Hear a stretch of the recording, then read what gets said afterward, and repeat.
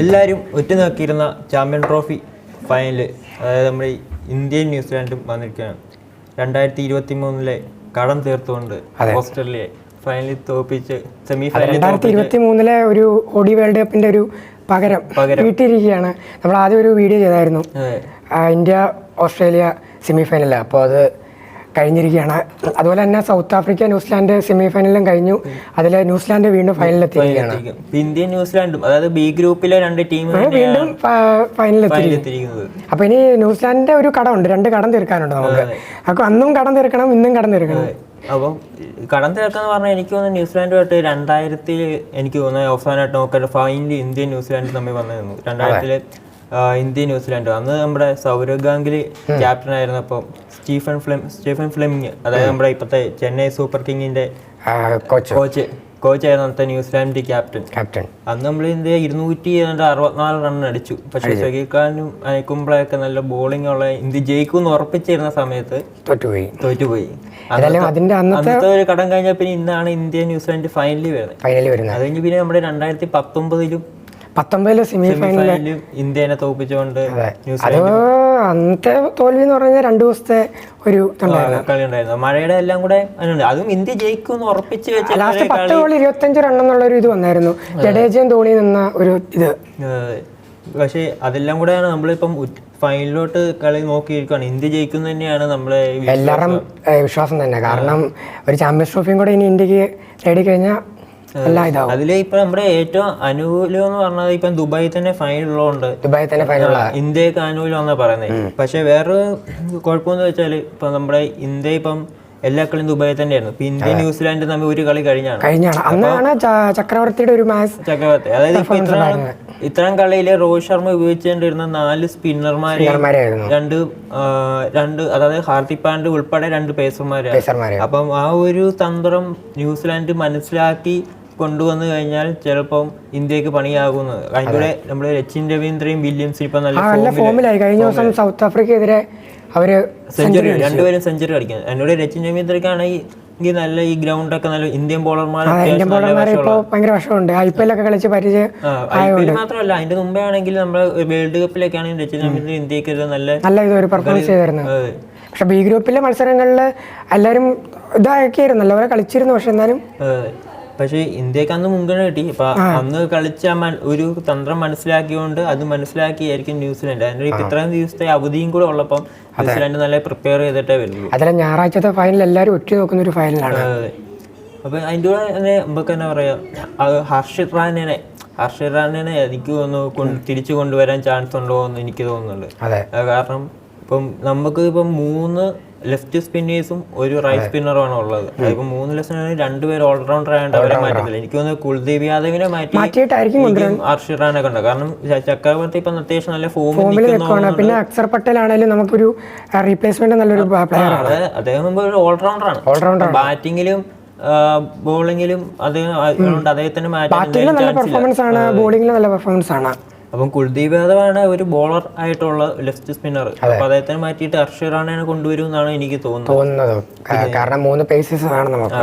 പിന്നെ നമ്മുടെ ഈ രോഹിത് ശർമ്മ എടുത്തു പറയാൻ പറ്റത്തില്ല, ഇപ്പൊ അടുപ്പിച്ച് 4 ICC ഫൈനലിൽ എത്തിച്ചിരിക്കുക ഒരു ഇന്ത്യൻ ക്യാപ്റ്റനാണ്. അത് മാത്രമല്ല ഇപ്പം അവസാനത്തെ 2-3 ICC ടൂർണമെന്റ് നോക്കിയാൽ അതിൽ ആകെപ്പാട് ഇന്ത്യ തോറ്റിരിക്കുന്നത് ഒരേ ഒരു കളിയിലാണ്. അത് 2023 ഫൈനലില്. അല്ലാതെ ഒറ്റക്കളി പോലും ഇന്ത്യ രോഹിത് ശർമ്മയുടെ കീഴിൽ തോറ്റിട്ടില്ല. അതൊക്കെ ഒരു ധോണിക്ക് പോലും കിട്ടാത്ത ഒരു റെക്കോർഡുകളാണ് രോഹിത് ശർമ്മയുടെ പേരിൽ ഇപ്പോൾ ഉള്ളത്. പിന്നെ നോക്കൌട്ട്സ് റൗണ്ടിലാണ് തന്നെ ഇന്ത്യ ആരും തോൽപ്പിച്ചിട്ടില്ല ഇവരായിട്ട്. അപ്പൊ മുന്നേറിക്കൊണ്ടിരിക്കുകയാണ് ഇനിയും രോഹിത് ശർമ്മയുടെ കീഴില് ഇന്ത്യ. എനിക്ക് ആ പല വിഷമമാണ് രോഹിത് ശർമ്മ കോഹ്ലി ചാമ്പ്യൻ ട്രോഫി അടിച്ചു കഴിഞ്ഞാൽ റിട്ടയർ ആകുമെന്നൊരു ഇതുണ്ട്. പക്ഷെ കുറെ പേര് പറയുന്നത് വിരാട് കോഹ്ലി 2027 വേൾഡ് കപ്പും കളിക്കുമെന്നാണ്. പക്ഷെ അത്രയും വരെ നിൽക്കുമെന്ന് എനിക്ക് തോന്നുന്നില്ല. പക്ഷെ നിന്നിരുന്നേ കൊള്ളായിരുന്നു. കാരണം ഇപ്പം പാകിസ്ഥാനെതിരൊക്കെ ആണെങ്കിൽ നമുക്ക് കോഹ്ലി ഉണ്ടെങ്കിൽ വിശ്വാസമുണ്ട് പാകിസ്ഥാൻ. ഇപ്പൊ ഇതുവരെയുള്ള എല്ലാ കളികളും ഇപ്പൊ ICC ടൂർണമെന്റിലാണെങ്കിലും അതെ കോഹ്ലി അത് നമ്മൾ തെളിയിച്ചിട്ടുണ്ട്. കഴിഞ്ഞ കളിയിലാണെങ്കിൽ പോലും പാകിസ്ഥാനെതിരെ ആണെങ്കിൽ കോഹ്ലി സെഞ്ചുറി അടിച്ച്. പിന്നെ 2023 T20 വേൾഡ് കപ്പിൽ 2024 T20 വേൾഡ് കപ്പിലാണല്ലോ. ഓക്കെ, പിന്നെ നമ്മളിപ്പം സെമി ഫൈനൽ നമ്മളാദ്യം സെമി ഫൈനലിലോട്ട് തുടങ്ങാം. നമ്മളാദ്യം പറഞ്ഞ പോലെ തന്നെ നമ്മൾ വീഡിയോ എടുത്തിട്ടാണ് പോയത്. വൈകുന്നേരം ആയപ്പോഴേക്കും അപ്പം കളി ഇന്ത്യ ജയിച്ചിരിക്കുന്നത്. സെമി ഫൈനൽ നമ്മള് അന്ന് പറഞ്ഞായിരുന്നു ഹെഡിന്റെ വിക്കറ്റ് എടുക്കുവാണെങ്കിൽ പക്ഷെ തുടക്കം തന്നെ ട്രാവിസ് ഹെഡ് അറ്റാക്ക് ചെയ്താണ് കളിച്ചത്. അത് അന്ന് തന്നെ രോഹിത് ശർമ്മ വരുൺ ചക്രവർത്തിയാണെന്ന് തോന്നുന്നല്ലേ വിക്കറ്റ് എടുത്തത്. വരുൺ ചക്രവർത്തി ഹെഡിന്റെ വിക്കറ്റ് കൊണ്ടുവന്നപ്പോഴും തന്നെ ഹെഡിന്റെ വിക്കറ്റ് കിട്ടി. അയ്യോ, അത് ഞങ്ങളെ എല്ലാരും പേടിച്ചിരുന്നു. ഹെഡ് വീണ്ടും നീലകണ്ഠ ഭ്രാന്താവും എന്ന് പറഞ്ഞ ഒരു സിറ്റുവേഷനിലായിരുന്നു. അത് കഴിഞ്ഞിട്ട് സ്റ്റീവ് സ്മിത്ത് അദ്ദേഹത്തിന്റെ ക്യാപ്റ്റൻസിലാണെങ്കിൽ അദ്ദേഹം അത്യാവശ്യം പൊരുതി 75 റണ്ണാണ് അദ്ദേഹം. നല്ലൊരു ഇന്നിങ്സ്, ക്യാപ്റ്റന്റെ ഒരു ഇന്നിങ്സ് ആണ് അദ്ദേഹം നടത്തിയത്. പക്ഷെ വേറെ ആളും ഓസ്ട്രേലിയയുടെ വേറെ കളിക്കാരും സപ്പോർട്ട് ചെയ്തില്ല. ജോഷ് ഇംഗ്ലസ് പോലും സപ്പോർട്ട് ചെയ്തില്ല. അങ്ങനെ ആരും മാച്ചിൽ തന്നെ ആദ്യത്തെ ഒരു 6 അടിച്ച് പെട്ടെന്ന് തന്നെ ഔട്ടായി. സ്പിന്നർമാർ തന്നെയാണ് കൂടുതലും വിക്കറ്റ് എടുത്തത്. ജഡേജ, അക്ഷർ പട്ടേൽ ആണെങ്കിൽ വരുൺ ചക്രവർത്തി അത്യാവശ്യം ഇന്ത്യയുടെ സ്പിന്നർമാർ നന്നായിട്ട് നിന്നുകൊണ്ട് നമ്മളെ തുടക്കം ഈ ചാമ്പ്യൻസ് ട്രോഫി തുടങ്ങുമ്പോൾ തന്നെ എല്ലാവരും പറഞ്ഞു ബുംറ ഇല്ലെങ്കിൽ ഇന്ത്യ കയറുമോ ഇല്ലയോ എന്ന്. അതാണ്, ബുംറ ഇല്ലാതെ തന്നെ നമ്മള് കയറി. അത് ഓസ്ട്രേലിയ പോലൊരു ടീമിനെ തോപ്പിച്ചുകൊണ്ട്. ഓസ്ട്രേലിയ ഞാൻ പറഞ്ഞ സെമി ഫൈനലിനേക്കാളും അപകടകാരികളാണ് ഓസ്ട്രേലിയ ഫൈനൽ. അതുകൊണ്ട് നമ്മളെ കൊണ്ട് ഫൈനലിനേക്കാളും മുമ്പ് ഓസ്ട്രേലിയ സെമി ഫൈനലിൽ കിട്ടിയോണ്ട് നമ്മൾ കൂടുതലും വിജയിച്ചു എന്ന് പറയാം. ചിലപ്പോൾ ഫൈനലായിരുന്നെങ്കിൽ ചിലപ്പോൾ സെമി ഫൈനലിനേക്കാൾ അപകടകാരികളായിട്ടേ ഓസ്ട്രേലിയ വരത്തുള്ളൂ. പിന്നെ അത് ഓസ്ട്രേലിയ തോപ്പിച്ചപ്പോൾ തന്നെ ഒരുപാട് പേര് കമന്റ് ചെയ്തിട്ടുണ്ടായിരുന്നു ഓസ്ട്രേലിയയുടെ 3-4 മെയിൻ പ്ലേയേഴ്സ് ഇല്ലായിരുന്നു, അതുകൊണ്ടാണ് എന്തൊരു തട്ടിമുട്ടിയും ജയിച്ചാണെന്നൊക്കെ. അല്ലല്ല, തട്ടിമുട്ടിയും ജയിച്ചാന്ന് നമ്മൾ പറയത്തില്ല. പക്ഷേ ആദ്യത്തെ പറഞ്ഞ പോയിന്റ് കറക്റ്റ് ആണ്. ഓസ്ട്രേലിയയുടെ മെയിൻ കളിക്കാരല്ല, കാരണം ഇന്ത്യക്കെതിരെ കൂടുതലും കളിക്കുന്നത് എല്ലാത്താണ് ICC ടൂർണമെന്റ് കളിക്കുന്നത് ഇവരാണ്. സ്റ്റാർക്കും കമിൻസിന്റെ ഒക്കെ പല പ്രധാന വിക്കറ്റ് ബിഗ് വിക്കറ്റ് എന്ന് പറഞ്ഞാൽ കമിൻസ് എപ്പോഴും നമ്മൾ കഴിഞ്ഞ 2023 വേൾഡ് കപ്പിലാണെങ്കിലും കാണുന്നതാണ്. നമ്മുടെ കമിൻസിന്റെ ഓവർ ബാറ്റിങ്ങിനേക്കാളും കൂടുതൽ ബോളിംഗിലാണ്. 10 ഓവർ പുള്ളിയുടെ ഇമ്പോർട്ടന്റ് ഓവറായിരുന്നു. അതിലാണ്. അപ്പൊ അവർക്ക് ഇല്ലാത്തത് ഇന്ത്യക്ക് ഒരു മേൽക്കൈ കിട്ടിയെന്നുള്ളത് നമുക്കാകെ ഇല്ലാത്തത് ബുംറ മാത്രമേ ഉള്ളൂ. പക്ഷെ അല്ല, ഇല്ലാതെ തന്നെ നമ്മള് പിടിക്കുന്നുണ്ട്. കാരണം നമ്മള് സ്പിന്നേഴ്സിനെ ആയിട്ടാണ് നമ്മള് കൂടുതലും പിടിക്കുന്നത്. പിന്നെ ഷമ്മി ഇടയ്ക്ക് അത്യാവശ്യം വേണ്ട വിക്കറ്റും. ഹാർദിക് പാണ്ഡ്യ നമുക്ക് പറയാതിരിക്കാൻ പറ്റത്തില്ല. കിഡിലെ 3 6 അവസാനം നമ്മളത് ജയിക്കിന്റെ സ്കോറും ജയിക്കിന്റെ റണ്ണും ബോളും ഒരേ സെയിം ഇതേ പോയിക്കൊണ്ടിരുന്ന 28-25 റണ്ണിൽ എത്തിയപ്പോഴാണ് ഒരു 3 6 സാമ്പയുടെ ഓവർ കിട്ടിയത്. 3 6 അത് ആ 6-ലാണ് തന്നെ കളി മാറിയതാണ്. കാരണം ആർക്ക് വേണമെങ്കിലും ജയിക്കാവുന്ന ഒരു കളിയായിരുന്നു. ഹാർദിക് പാണ്ഡ്യ 6 അടിച്ചു. അന്ന് തന്നെ ഇന്ത്യക്ക് മേൽക്കൈ കിട്ടി. പിന്നെ അതുപോലെ തന്നെ 2023 ഓഡി വേൾഡ് കപ്പിൽ ഓസ്ട്രേലിയക്കെതിരെ ആദ്യത്തെ മത്സരം ഓസ്ട്രേലിയക്കെതിരെ ഇന്ത്യ ലാസ്റ്റ് 6 അടി ജയിപ്പിച്ച രാഹുലായിരുന്നു. അതുപോലെ തന്നെ ആയിരുന്നു സിമിയിൽ കഴിഞ്ഞ ദിവസം 6 അടിപ്പിച്ചാണ് രാഹുൽ ജയിപ്പിച്ചത്. അതുപോലെ വേറൊരു കാര്യം എന്ന് പറഞ്ഞാൽ ഹാർദിക് പാണ്ഡ്യ ഓസ്ട്രേലിയക്കെതിരെ കളിച്ച ഒരു കളി പോലും ഇന്ത്യ തോറ്റിട്ടില്ല എന്നാണ് ഒരു റെക്കോർഡും കൂടെ ഉണ്ട്. ഇപ്പോഴാണെങ്കിലും അദ്ദേഹം തന്നെ അത് ജയിപ്പിക്കാനുള്ള ചുമതല ഏറ്റെടുത്തു. 3 6 അടിച്ച്. അതുപോലെയാണ് അദ്ദേഹത്തിന്റെ ബോളിംഗിലാണെങ്കിലും പ്രധാനപ്പെട്ട വിക്കറ്റുകൾ അദ്ദേഹം വീഴ്ത്താറുണ്ട് സെമി ഫൈനലിൽ. പിന്നെ അതുപോലെയാണ് നമ്മുടെ സൗത്ത് ആഫ്രിക്ക ന്യൂസിലാൻഡ് കളി. എന്തായാലും നമ്മൾ പേടിക്കേണ്ട 2 പേര് ഫോം ആയിട്ടുണ്ട്. വില്യംസന്റെ സൗത്ത് ആഫ്രിക്കെതിരെ വില്യംസന് 8 കളിയിൽ ICC ടൂർണമെന്റിൽ 8 കളിയിൽ 7 സെഞ്ചുറി നേടി.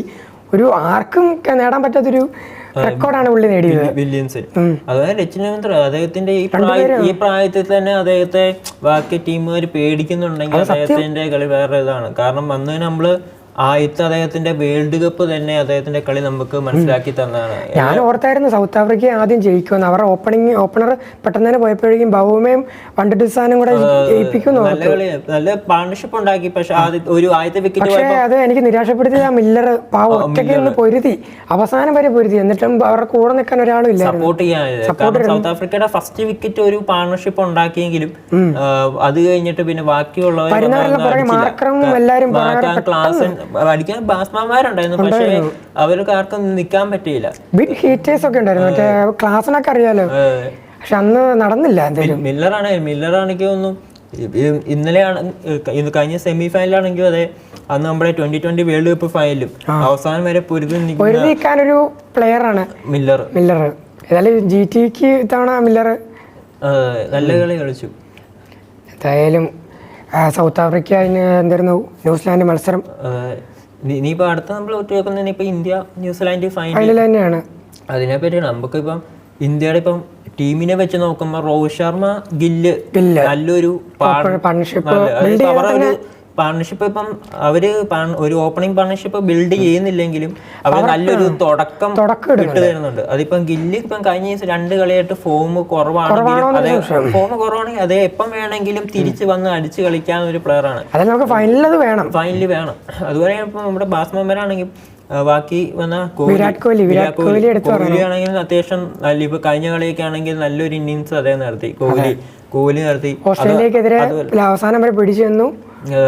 അതുപോലെ നമ്മുടെ ശ്രേയസ് അയ്യർ നമ്മൾ ആരും ഒരു ആളും പറയാത്തൊരു കാര്യമാണ്. ശ്രേയസ് അയ്യരെ പറ്റി ഒന്നും പറഞ്ഞിട്ടില്ല. ശ്രേയസ് അയ്യർ ഇപ്പൊ നമ്മുടെ ഇന്ത്യയുടെ 4ാം നമ്പർ ബാറ്റ്സ്മാൻ ശ്രേയസ് അയ്യർ. അതിപ്പോഴും അദ്ദേഹത്തിന് ചാൻസ് കിട്ടുമ്പോൾ സ്ഥാനം കളിക്കുന്നുണ്ട്. പെട്ടെന്ന് എല്ലാ ബിഗ് വിക്കറ്റ്സ് പോയാലും രോഹിത് ശർമ്മയുടെയും ഗില്ലിന്റെയും വിരാട്ടിന്റെയും വിക്കറ്റ് പെട്ടെന്ന് പോയാൽ തന്നെ ഒരു പാർട്ണർഷിപ്പ് ഉണ്ടാക്കാൻ അദ്ദേഹം മിടുക്കനാണ്. ഏതായാലും 70 റൺ അങ്ങനെ എത്തിക്കും.